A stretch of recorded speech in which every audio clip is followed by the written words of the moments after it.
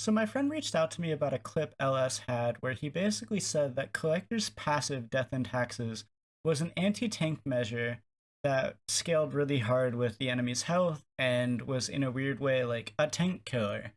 And so I wanted to make a video clearing up that disinformation because honestly that's kind of bullshit and just shows a complete misunderstanding of the item, but let's break into it.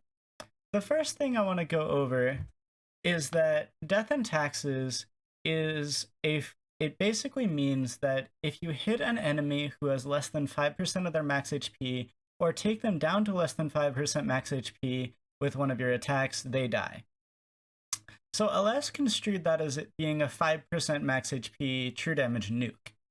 And I wanted to say that that is a very poor way of looking at it, and the reason I want to bring that up is that in League of Legends, death is very binary. Either you're alive, fighting, or you're AFK and gray screen at the fountain. And there's no real in-between. Overkill damage does not matter in League of Legends because once you're dead, you're dead. And so what Collector does is it basically shortens the health bar by 5%, which is very different in my mind than doing 5% true damage nuke because of the amount of expected value it will give you is very different. And what I mean by that is that look at this first graph, which I made in Paint, and it's terrible, and I apologize, but hopefully it'll get my point across. In the case of a squishy, this is about how often I figured that the Death and Taxes passive would proc at any particular point between 5% and 0%. I'd like to note that there's a substantially higher value at 0%, especially for the squishy compared to the tank, because I feel like in a lot of cases, you'll just never run into this range of 5 to 0. Like say a squishy has 200 HP, and you hit them with a 400 damage spell or auto attack. Death and Taxes does fuck all, and literally just never procs, even though it gives you that very feels good 999 true damage. In the case of a tank, I think it's a little bit more likely that you hit 5% to 0% because the tanks have more resistances, that threshold is a little bit bigger, so it is more likely that you'll hit somewhere in there and that Death and Taxes will give you some value, but there's still a pretty high likelihood it will do literally nothing. And the way I want to kind of quantify that is that in the case of a squishy, say at best it will give you like an average of a 2% max HP nuke at the end attached with it, which is 40% of what LS was saying it was. In the case of the tank, it will be slightly higher, but it'll still be no higher than 2.5. 2.5 would be how high it was if you never crossed the 0. Like if you couldn't overkill for some reason, it would be at 2.5%. So to be charitable, let's use an expected value of 2.5% max HP true damage. So even at a full 4000 HP tank, it will do 100 damage. That's not very good. Frankly, that's no way would I consider that as a tank killing measure when you have an item that's passive gives it 100 damage. That might just be me. You can disagree with that, but I think that saying it is a tank killer is very misleading and wrong. And so I want to talk a little bit about what I think the role of Collector's passive actually is then. I think that the role of Death and Taxes is very much a gold generation greedy passive. It is designed to make it more likely that you personally, who has bought the item, are going to get the last hits on the champions when you're in fights. It does that by making you have a lower threshold by 5% to kill the enemies, so it is far more likely that you get that 300 gold or you get that shutdown, rather than like an assist that might be 75 gold or 150 gold. And I think the second part of the Death and Taxes passive really corroborates that, because it basically says, not only am I going to make it more likely that you get the full kill gold, I'm also going to give you 25 gold on top of that to just really incentivize, like, you want to be the one getting the kills over the rest of your team. And so I think that makes sense why it is considered very popular in solo queue. People might not be consciously aware that this is its use case, but for one, it is a very feels-good mechanic because you see massive numbers of true damage pop up whenever you kill somebody, which is awesome and is cool. But at the same time, you might notice that when you have it, it might give you 300, 600, even 900 gold more than you would have had otherwise if you didn't have that item.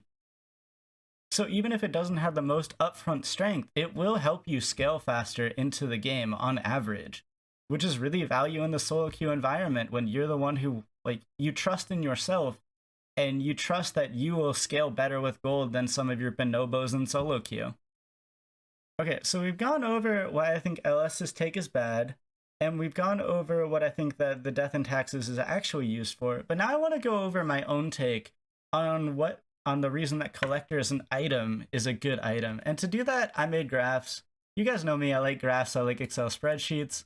So this one is basically looking at the percent damage amp that you'll get from different amounts of flat pen. I didn't use lethality here because lethality is level scaling and I didn't really want to deal with it. So this is 12 flat pen, this is 18 flat pen, and it's basically contrasting the armor to the damage amp. And in a graphical format here on the right, for example, at 50 armor, like if you're hitting somebody with 50 armor, lethality is basically an 8% damage amp for your damage on that target. Against like a more later game tank who has 200 armor, it's only a 4% damage amp. And then compare that to 18 flat pen, it's around a 12% damage amp to around 6%. And I'd like to mention that the reason I chose 12 and 18 is because Collector has 12 and a lot of the other items that might be contesting for that slot, like Serpent's Fang, have 18. So I figured I'd be charitable and use those specific values. And so in this graph, you can see that by going Collector, you are definitely giving up something. So at 50% armor or 50 armor of your target, you're giving up 4% damage amp against them compared to the lethality of like a Serpent's Fang, for example. And a 200 armor like bruiser tank, you're giving up 2%. And so you are definitely giving up some damage scaling by going collector instead of the other lethality items. But the reason that collector is a good item, and the reason that it is so good on ADCs and so attractive to them, is that it also has crit.